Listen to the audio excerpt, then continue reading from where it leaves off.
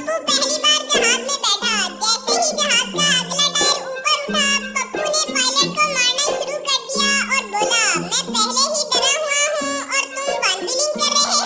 शेख दुकानदार से बोला, टूथब्रश देना, मेरे ब्रश का एक बाल टूट गया है। दुकानदार, शेख साहब एक बाल टूटा है तो नया ब्रश क्यों ले रहे हो? शेख, जो बाल टूटा है वो आखिरी था।